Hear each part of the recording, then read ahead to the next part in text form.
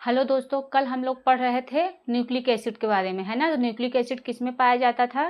केंद्रक में पाया जाता है ना। उसके अंदर क्या पाया जाता है? गुणसूत्र पाया जाता है। और जब गुणसूत्रों को देखा गया, उसको खोला गया, तो उसके अंदर क्या पाया गया?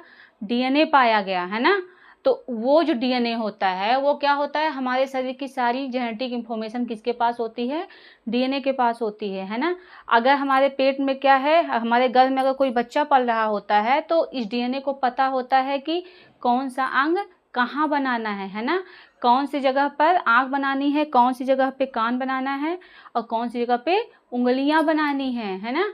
अगर हम कहीं पर भी किसी भी माँ बाप का डीएनए अगर बच्चे से हम मैच करवाते हैं तो वो क्या करता है? हमेशा मैच करता है। जैसे किसी भी अपराधियों का अगर हमको क्या करता है? डीएनए लेना होता है तो हम क्या करते हैं?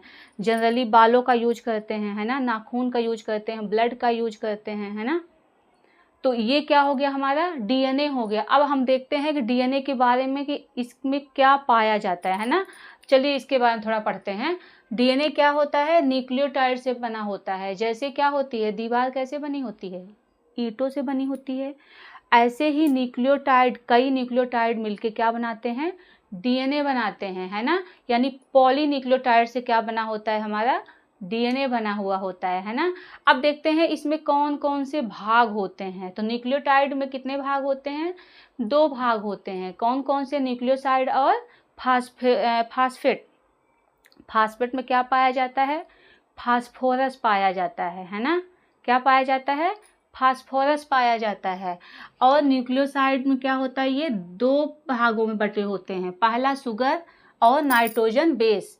तो शुगर जो होता है, इसमें कौन सा शुगर पाया जाता है? इसमें शुगर पाया जाता है डीऑक्सी राइबोज शुगर पाया जाता है ना। डीएनए कैसे बना है? डीऑक्सीराइबो न्यूक्लिक एसिड, है ना। तो डीऑक्सीराइबो और न्यूक्लिक एसिड का तो ये भाग ही है, तो क्या बन गया? Deoxyribo nucleic acid. तो इसमें शुगर कौन सा पाया गया? डीऑक्सीराइबोज शुगर पाया जाता है ना। और नाइट्रोजन बेस में देखिए, नाइट्रोजन बेस में कितने प्रकार के होते हैं? 2 प्रकार के होते हैं, प्यूरीन और पिरिमिडीन, है ना। तो प्यूरीन में क्या क्या होता है? एडिनिन, ग्वानिन, है ना। और पिरिमिडीन में क्या होता है? थायमीन और साइटोसिन। इसको आप याद कर लीजिए। प्यूरीन में क्या होता है? एजी। प्यूरीन में क्या होता है? एजी, है ना। एजी ओजी ऐसे करके आप रिलेट कर लीजिए कि यहाँ क्या हो गया आपका? एजी हो गया, है ना। और पिरिमिडीन में क्या हो गया? टीसी हो गया, है ना। इसका नाम आपका फुल फॉर्म यहाँ लिखा हुआ है अलग से, ठीक है। तो देखिए यहाँ पर एडिनिन थायमीन से जुड़ा, है ना। कैसे जुड़ा? डबल बॉन्ड से जुड़ा, है ना। ये डबल बॉन्ड क्या है? ये हाइड्रोजन बॉन्ड है। यानी एडिनिन थायमीन से कैसे जुड़ा होता है? हाइड्रोजन बॉन्ड से जुड़ा हुआ होता है ना। उसी तरीके से ग्वानिन और साइटोसिन भी किससे जुड़े होते हैं? हाइड्रोजन बॉन्ड से जुड़े होते हैं। लेकिन इसमें क्या होता है? ट्रिपल हाइड्रोजन बॉन्ड होता है ना। तो यहाँ पे क्या हो गया? Double hydrogen bond. इसमें क्या हो गया? Triple hydrogen bond. यानी इस यहाँ पे 2, यहाँ पर 3 कम, उसके बाद 3 यानी 2 से ज़्यादा क्या हो गया? 3 हो गया, है ना। तो एडिनिन, थायमीन, ग्वानिन, साइटोसिन। अब देखिए ये हो गया आपका थायमीन, ठीक है। अगर यही हम आरएनए की बात करें तो आरएनए में क्या होता है? थायमीन की जगह पर यूरेसिल पाया जाता है। क्या पाया जाता है? यूरेसिल पाया जाता है ना। अगर आप डीएनए का देखोगे तो वहाँ पे थायमीन हो जाएगा। यानी इसका नाइट्रोजन बेस में क्या है? एडिनिन, ग्वानिन, साइटोसिन, थायमीन, ठीक है। लेकिन जब यही हम आरएनए का नाइट्रोजन बेस देखेंगे तो उसमें क्या हो जाएगा? एडिनिन, ग्वानिन, साइटोसिन और यूरेसिल हो जाएगा, ठीक है। अब देखिए ये हमारी क्या है? द्विकुंडली संरचना है। ये क्या है? डबल हेलिक्स स्ट्रक्चर है ना। जिसको किसने दिया था? वाटसन और क्रिक ने दिया था। किसने दिया था द्विकुंडली संरचना?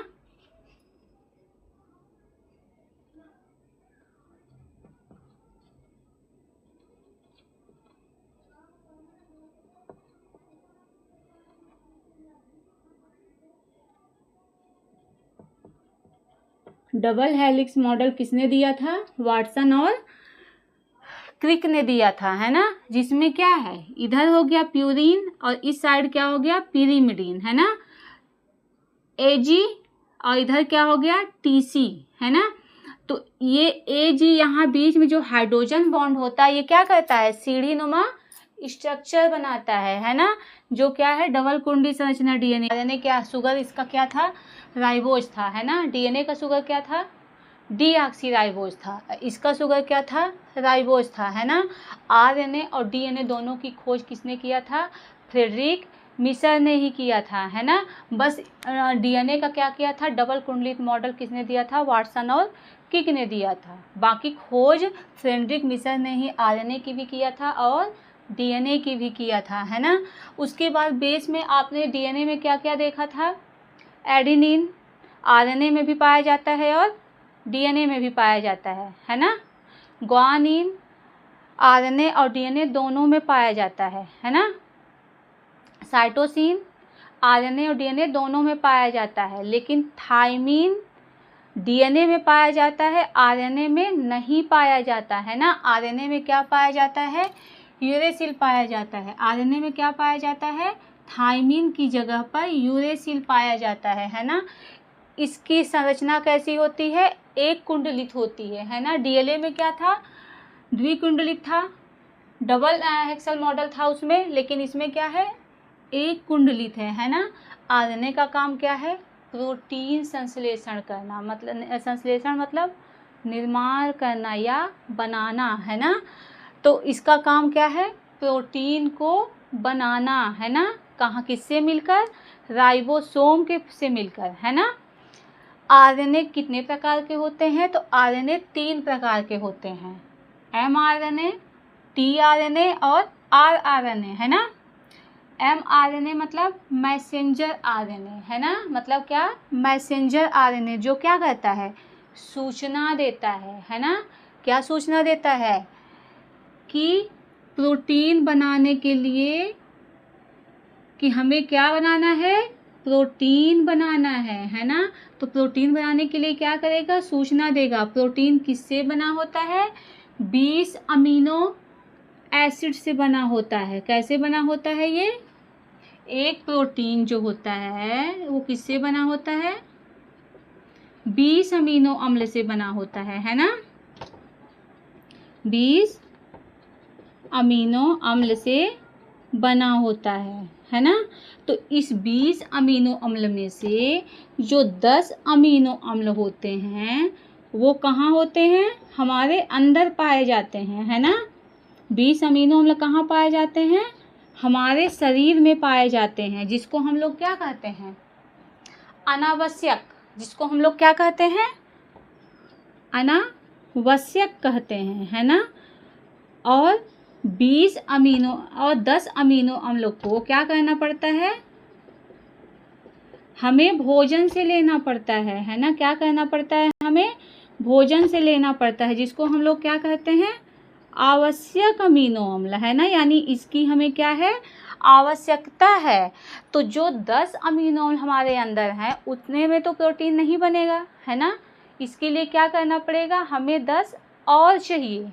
तो वो क्या करते हैं, जब हम खाना खाते हैं तो उस खाने में जो प्रोटीन होता है ना, उसने क्या किया, पेट ने हमारे उसको डाइजेस्ट किया, ठीक है। जो भी खाना उसको टूट फूट हुआ और डाइजेस्ट हुआ, और जब वो डाइजेस्ट हो गया खाना तो वो क्या हुआ, जब प्रोटीन में कन्वर्ट हुआ, है ना, प्रोटीन क्या हुआ, सॉरी, अमीनो अम्ल में जब कन्वर्ट हुआ, है ना, तब क्या किया, जो मैसेंजर आरएनए था ये क्या किया, ये ध्यान से देख रहा था, है ना, कि प्रोटीन आया कि नहीं। और खाने से जब प्रोटीन मिला तो ये क्या किया, तुरंत सूचना दिया, है ना। किसको सूचना दिया, ट्रांसफर आरएनए को सूचना देता है ना। ये क्या कहता है, ये सूचना देता है ना, उसको पहचानता है कि इसमें से कौन सा प्रोटीन है, और तुरंत ये ट्रांसफर आरएनए क्या करेगा, ये सूचना देगा। क्या सूचना देगा, कि भाई प्रोटीन आया है, इसको क्या करो, अमीनो अम्ल आया है ना, इसको क्या करो, इसको ले चलो, है ना। उसके बाद ट्रांसफर आरएनए क्या कहता है, उस अमीनो अम्ल को वहाँ से उठाएगा, है ना, और उठा के क्या करेगा, उसको राइबोसोम आरएनए के पास दे देगा, है ना। और फिर यहाँ पे क्या होगा, प्रोटीन बनेगा। क्या होगा यहाँ पर, प्रोटीन बनेगा, है ना। अब देखिए डीएनए से क्या है, डीएनए से जब डीएनए बनता है तो इसको बोला जाता है रेप्लिकेशन, है ना, इसको क्या बोला जाता है, रेप्लिकेशन।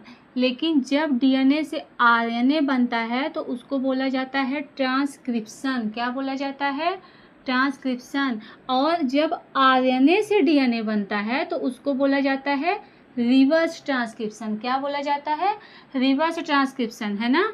यानी अगर ऐसे है,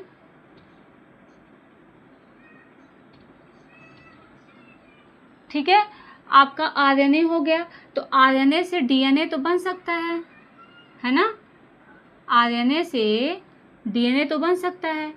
और इसी तरीके से अगर इसको हटा दिया जाए तो क्या है, आरएनए भी बन सकता है ना। तो जब डीएनए से आरएनए बनता है तो उसको बोलते हैं ट्रांसक्रिप्शन।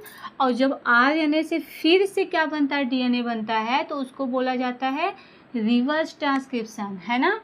लेकिन जब आरएनए से प्रोटीन बन गया तो फिर प्रोटीन से दोबारा आरएनए नहीं बन सकता, है ना।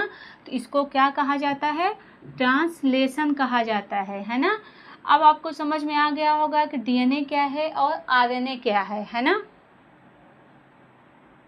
चलिए ठीक है, नेक्स्ट